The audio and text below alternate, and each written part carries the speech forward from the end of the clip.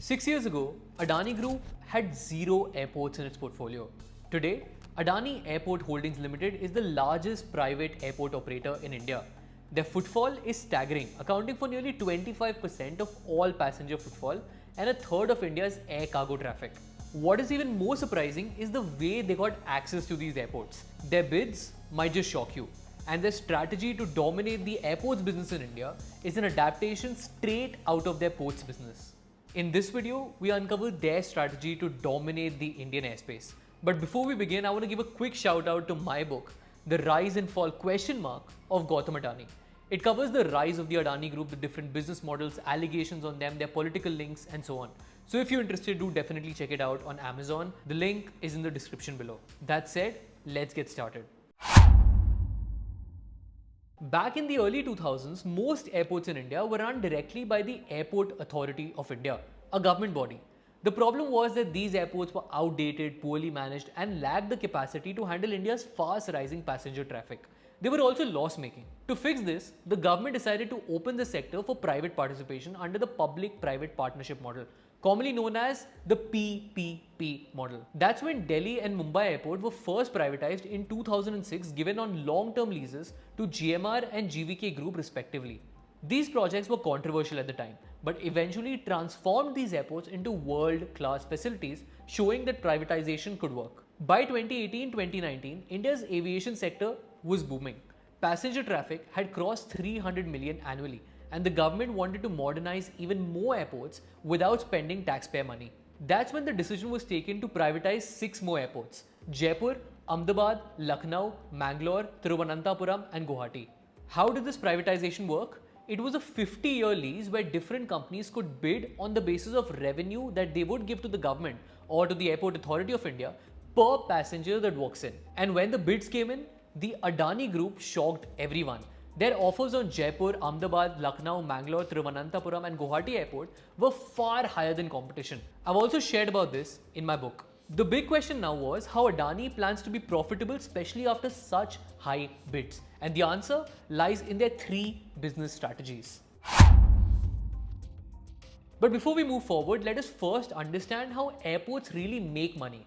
Broadly, airports earn from 2 streams: aeronautical revenue, things like landing fees, parking fees, and passenger service charges, and non-aeronautical revenue, such as retail shops, lounges, car parkings, advertising, food courts, hotels, and so on.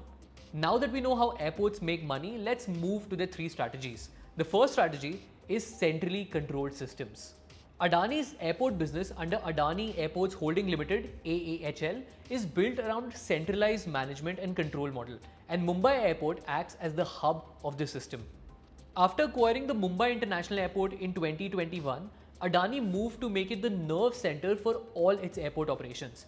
Many core functions like finance, HR, procurement, IT systems, security, and commercial strategy are being centralized in Mumbai instead of duplicating them in every single airport that Adani leases.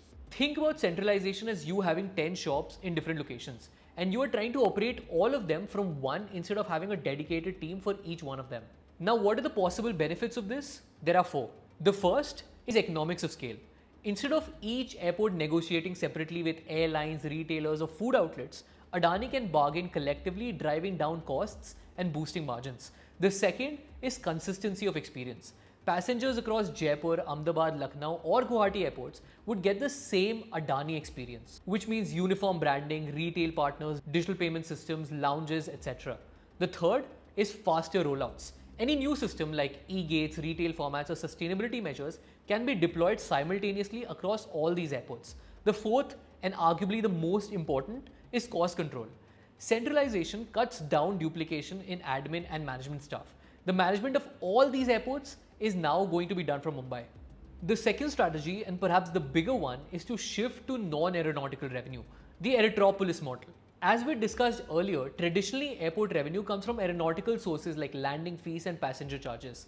But Adani's strategy is to significantly reduce this dependence by expanding non-aeronautical revenue streams. Their goal is to increase non-aeronautical revenue from its current levels of around 50% to 70% of total revenue by 2030. How would they do that? Through 3 major moves. The first is city-side development.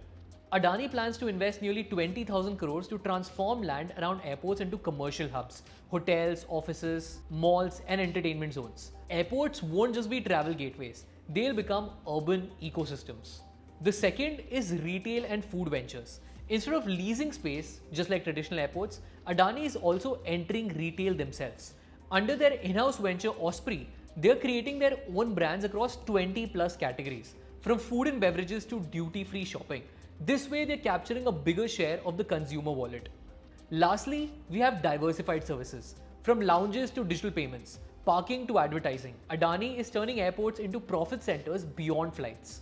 You might have seen the news coming up about the competition between Dreamfolks and Adani Group with regards to the lounge operations now. It is the result of exactly this strategy. But here is where things really get interesting, the third strategy. The airports business isn't isolated. It plugs directly into Adani's larger ecosystem. Adani Power and Gas would supply energy to airports, ensuring reliable and captive demand.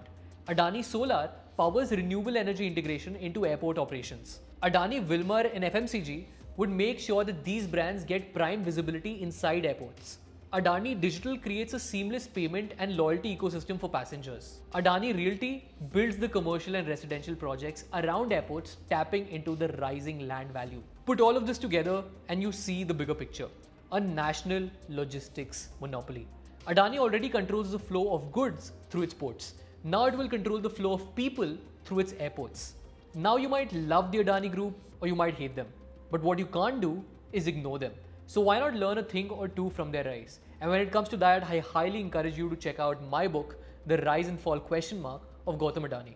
Also, if you enjoyed this video, I highly recommend you to check out my video on the rise of Adani ports, or you could go ahead and check out my video on the rise of Indigo that now dominates the Indian skies. Thank you so much for watching, and as always, I hope to see you again soon.